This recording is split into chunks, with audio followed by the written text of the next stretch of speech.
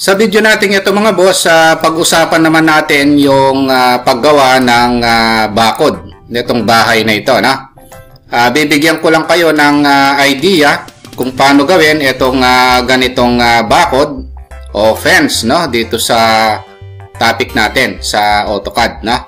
Kaya lang mga boss, kung bago pa lang pala kayo sa maliit pa lang nating channel, huwag nyo po sanang kalimutang pindutin muna pala yung subscribe. Pero isama nyo na rin po yung like at saka notification bell. Okay, umpisahan na natin itong paggawa ng pader mga boss o ng bakod. Para magawa yan mga boss, ang gagawin natin, dito natin sa kabila gawin. Ang gagawin natin para meron tayong kokopyahin, i-copy lang muna natin ito. Tapos ilagay natin dito.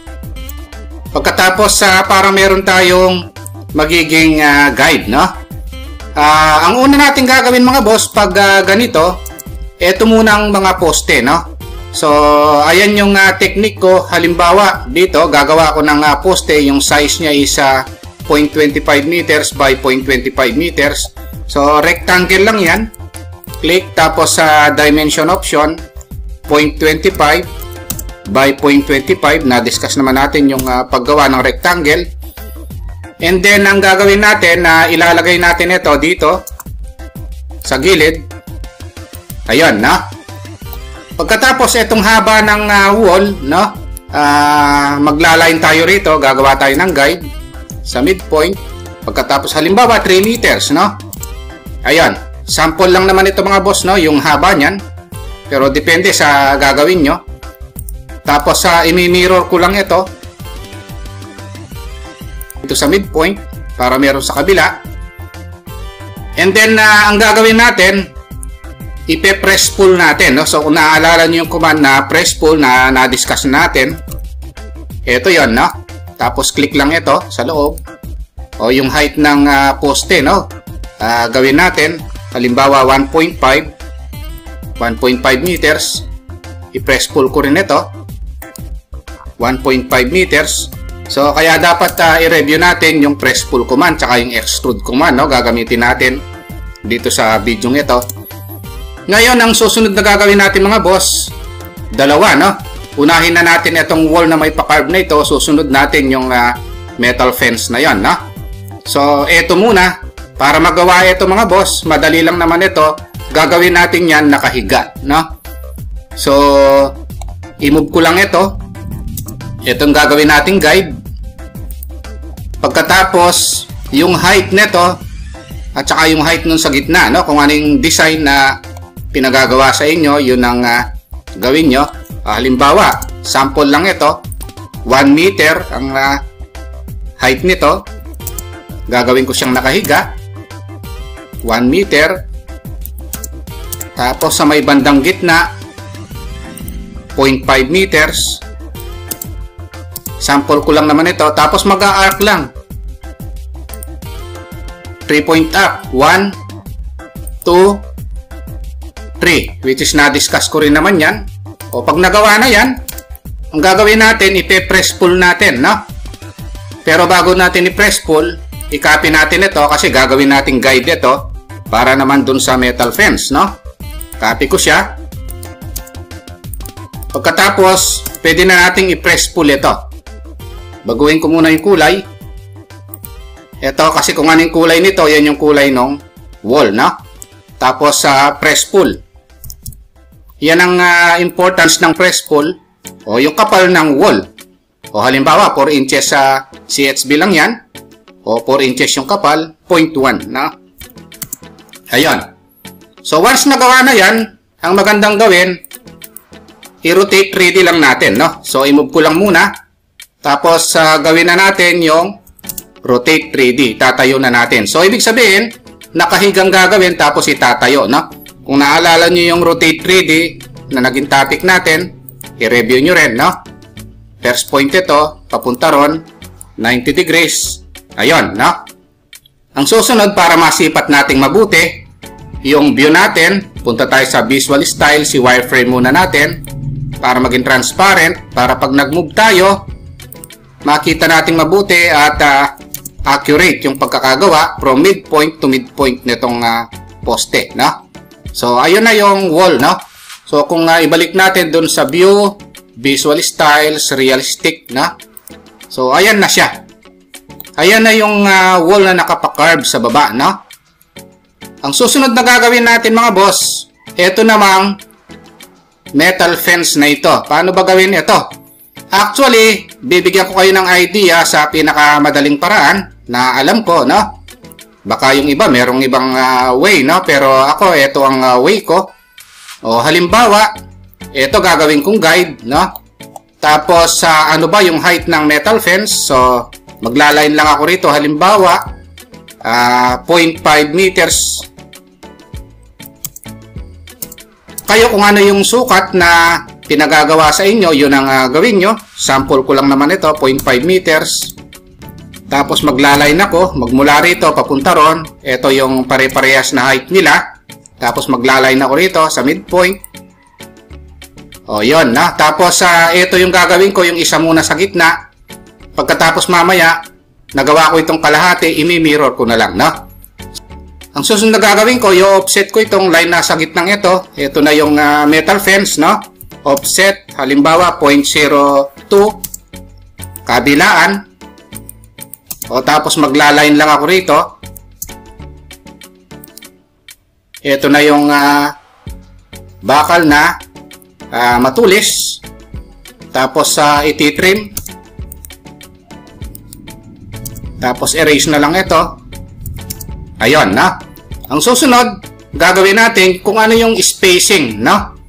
Netong bakal na ito. So, from center to center, i-offset ko lang ng halimbawa, tigwa 1 foot, 0.3.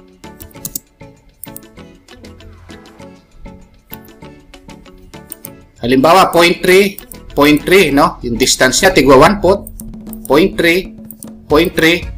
Ayun yan. Ang susunod, iti-trim ko lang etong sobrang ito. Ayan, na. Pagkatapos ang gagawin natin para hindi na tayo gumawa nito, ikakopy na lang, no? Kakopy na lang ito. Copy. Hawakan dito o ilagay dito. Ayan, na. Ilalagay dyan. O, pati ito, lagyan na rin natin. Ayan, na. Pagkatapos itong sobrang ito, ititrim pala natin ito, na. Ayan, titrim natin yan. Para eksakto dun sa curve, na, nung wall. Importante yung tiyagain natin, na. Once na na-trim na, erase naman natin yung nasa gitna, na. Kasi center line lang yan. Yung mga nasa gitnang yan. After nun, kung naalala nyo yung press pull command na diniscuss natin, no? Gagawin natin dito. O, i-type natin press pull. Tapos, click yung loob, no? Ayan. O, yung kapal nung metal fence, 0.0, halimbawa, 1, no? 0.01 din ito. Tapos ito 0.01 din. Dapat sa gitna ilagay, no? Tapos ito rin. Siguraduhin natin nakagitna yung pag-pick. Kaya ganyan ka importante yung press pull, mga boss, no? At saka yung extrude. Yung dalawang command na yan, napaka-importante niyan. Pero ako mas madalas kong ginagamit yung press pull, no, kaysa dun sa extrude. Once na nagawa yung kalahati, mga boss, imi-mirror na lang, no? Hindi na kailangan gumawa dito sa kabila kasi gawa na yung kalahati, mirror. Ayan yung importance ng mirror command. Click dito. Ayun, nagawa yung kalahati, oh. Ayun, na. So, kalahati lang ang gagawin, tapos imi-mirror. Pagkatapos dito, gagawa lang tayo ng line. Tapos hanggang doon sa midpoint, no? Nung kabila. Siguraduhin lang natin naka midpoint or perpendicular. Pagkatapos offset na rin lang natin. Halimbawa 0.02 rin, no, kabilaan. O tapos magre-rectangle ako rito. Click ko dun sa dulo, papunta rito sa kabila. Ayun. Pagkatapos hindi na press pull ang gagamitin ko, extrude na lang, no? Ayun. Tapos yung kapal niya pataas, mga 0.01 na rin para pare-parehas na sila kapal. Ayun, no? Once na nagawa na yon, erase na natin itong guide. Tapos i-group na natin, no? Para hindi sila hiwa-hiwalay. Group para one entity siya, no? Ngayon, ang gagawin natin, palitan lang natin ang kulay. Pagkatapos i-rotate 3D na natin, no? Kung na-i-rotate 3D natin ito, i-rotate 3D na rin natin ito, no? Para ipatong na lang natin doon, no? So, ayan yung importance ng rotate 3D. Rotate 3D, ito. Select ito. Click 90 degrees. Ayan, no? Pagkatapos, i-move na lang natin, no? So, move. Hawakan dito sa midpoint. Tapos, ang gawin natin para accurate, yung view natin, visual styles, wireframe ang gamitin natin. Pero i-move uli natin pala, nawawala pag nag-wireframe tayo. Hawakan natin sa midpoint, papunta ron sa midpoint nito. Ayun, no? So, move from midpoint to midpoint. Ayun. Ngayon na nagawa na natin yung isa, view, visual styles, realistic. Ayun, nagawa na yung isa, no? Ayun, pag nagawa na natin yung isa, mga boss, ang gagawin natin, i-group lang natin itong buong isang wall na ito para one entity siya. Group. Ayun, no? So, buo na siya. Ang gagawin natin na para hindi na tayo gawa ng iba pa, kakopy na lang natin, no? Ibig sabihin, kung pare-parehas lang naman yung laki niyan, o ikakopy na lang natin, no? Ganon yung paggawa niyan. O halimbawa, dito naman sa kabila, erase ko na ito. Meron dito, pare-parehas lang naman ang laki. Typical lang naman sila. Maglaline ako rito. Halimbawa, ditong sa gate na ito, hindi ko muna gagawin yan. 5 meters. Laktawan muna natin. Tapos ito, copy natin.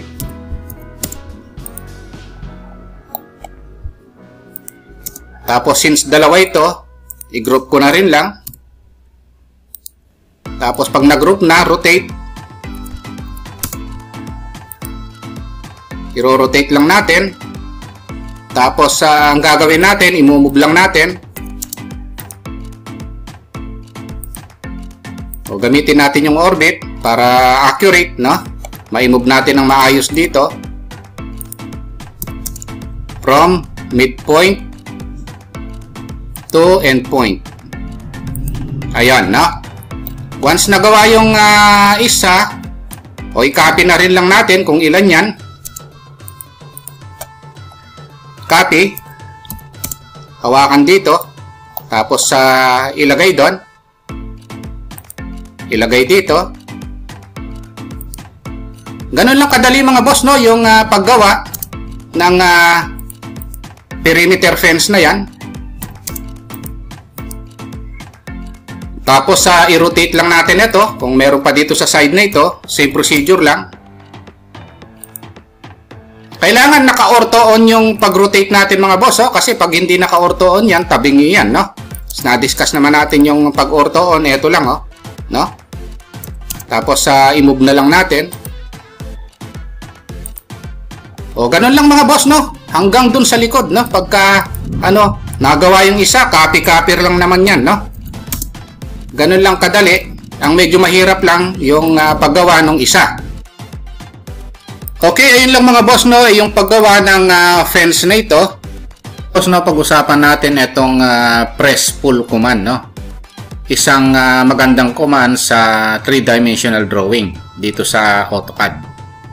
Halimbawa, gagawa ko ng circle dito. Gagawa rin akong rectangle. Tapos, ang gagawin natin na i-extrude natin, no? Iti-3D natin. Na-discuss naman natin ito nung nakaraang video mga boss, no? Yung pag-extrude na yan. Ngayon, once na na-extrude na natin, baguhin ko lang yung kulay. Kung gusto nating i-modify ito, no? Itong in-extrude nating mga object na ito, no? Halimbawa, itong portion na ito, gusto kong iangat, no? Meron tayong command na press pull. Ito yon. Tapos, select natin yung area, no? Itong portion ng area ito, pwede nating iangat. Ayan yung press pull, no? So, gamit na gamit ito mga boss pagka magti-3D tayo. Medyo may kahirapang gawin yan kung mamanualin natin sa 3D, no? Ito yan. Ngayon yung portion na ito, halimbawa gusto nating butasan, no? Gagawa ko ng circle dito. Pagkatapos gusto nating butasan itong portion na ito, pwede rin nating butasan yan using press pull command, no?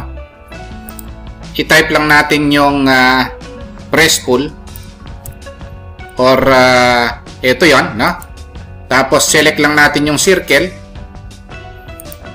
drag natin pababa. So ito na yon, no? Butas na. Para nating sinubtract, no? Yung circle dito sa rectangle na ito, no? Ito yan. Ayan yung kagandahan ng press pull, no? Halimbawa, rectangle. Magre-rectangle ako rito. And then, type ko yung press pull, no? Select ito. Kailangan hindi nagpi-preview yung area nitong rectangle na ito mga boss, no? Itong malaking rectangle na ito. So, kailangan, ito lang mismong rectangle na maliit and then i-drag pababa. Mabubutas siya. Ayan yan, na? Ang reason, kaya ito, nung nag-press pull tayo, hindi nabutas kasi nagpi-preview ng selection itong area ito at saka itong rectangle na ito, na? Dinrag natin pataas. Ayun, so hindi siya nabutas. Kailangan nagpi-preview, select lang itong circle o kaya yung rectangle, no? Then pababa. Para butasan niya itong rectangle na ito, no? Ayan yung picture ng press pull command, no? Dito sa 3D, no? Ngayon, halimbawa, kung gusto nyo i-adjust pa, no? Itong area ito, pwede natin gawin yan, press pull. Ito pa yung ibang picture ng press pull. Select natin itong area ito. Ayan, no? Pwede siyang i-adjust, no? Itong area ito. Ayun, pwedeng i-adjust. Ayun. Halimbawa, itong area ito. Ayun. Ayun yung kagandahan ng press pull, no? Halimbawa, gusto kong babaan itong area ito. Pwede pa. Ayan yung kagandahan ng press pull. O, halimbawa, itong rectangle na ito, gusto kong habaan. Ayun, no? Pwede kong babaan pa ito. Ayun. So, okay kung nagustuhan nyo itong video natin sa press pull command, no? Huwag nyo po sanang kalimutang pindutin muna pala, no, yung subscribe dito sa maliit pa lang nating channel. Isama nyo na rin po yung like at saka notification bell. Thank you very much at God bless po sa inyong lahat.